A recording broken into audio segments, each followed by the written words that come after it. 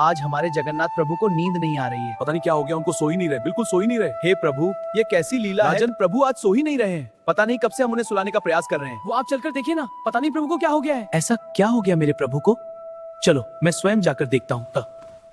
क्या आपने कभी सोचा है कि पुरी के मंदिर में विराजमान भगवान जगन्नाथ रात को बिना गीता गोविंद सुने सोते ही नहीं? हाँ, ये कोई कल्पना नहीं, ये एक रहस्यमयी और दिव्य सत्य है।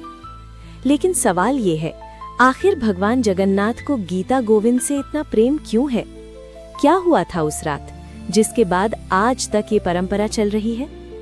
आइए सुनते हैं इस रहस्य से भरी कथा को कहानी के रूप में। बहुत समय पहले की बात है।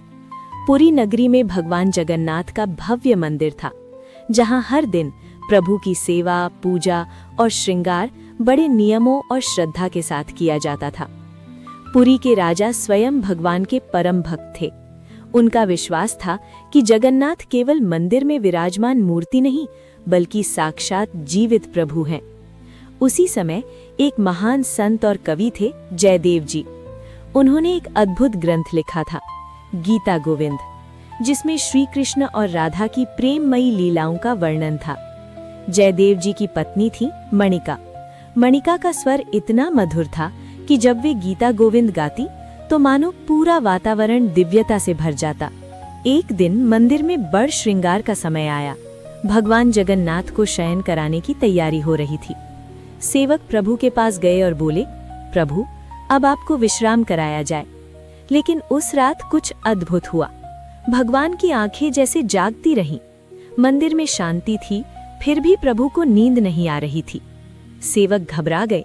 राजा तक ये बात पहुंच गई। राजा स्वयं मंदिर आए।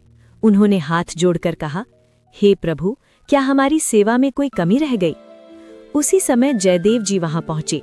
उनके साथ थी मणिका। मणिका ने विनम्र स्वर में कहा, राजन, यदि आज्ञा हो तो मैं प्रभु के सामने गीता गोविंद का एक पद गाऊं? राजा ने अनुमति दे दी। जैसे ही मणिका ने गाना शुरू किया, उनका स्वर मंदिर की दीवारों में गूंज उठा। और तभी एक चमत्कार हुआ। भगवान जगन्नाथ का मुख जैसे आनंद से खिल उठा। पूरा मंदिर दिव्यता से भर गया। ऐसा लगा मानो प्रभु स्वयं उन गीतों को सुन रहे हों, भावों में डूब गए हों। कहा जाता है, मणिका के गीतों ने उस प्रभु को भी मोहित कर लिया जिन्हें पाने के लिए ऋषि मुनियों ने हजारों वर्षों तक तपस्या की थी। उस रात भगवान को पहली बार शांति की नींद आई गीता गोविंद सुनकर। राजा ये दृश्य देखकर भाव विभोर हो गए। अगले ही दिन पुरी के राजा ने एक ऐतिहासिक घोषणा की, आज से हर रात भगवान जगन्नाथ को शयन कराने से पहले गीता गोविंद का पाठ अनिवार्य होगा। और तभी से ये परंपरा चली आ रही है। इसे कहा जाता है बड़ श्रृंगार वेश। जब रात में प्रभु को शयन कराया जाता है तो विशेष रूप से गीता गोविंद के पद गाए जाते हैं।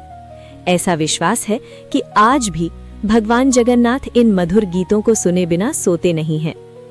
इतना ही नहीं, भगवान के वस्त्र भी साधारण नहीं होते।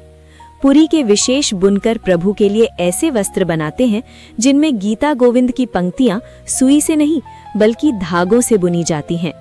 इन्हें कहा जाता है खंडवा पाटा या गीता गोविंद पाटा।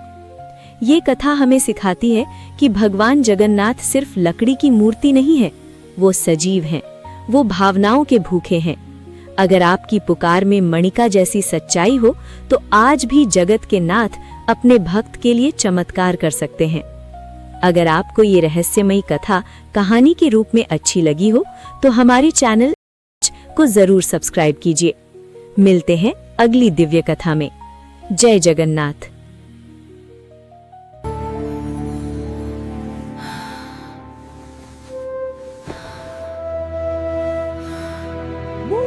Like and subscribe. Yes, please subscribe to our channel. and ring the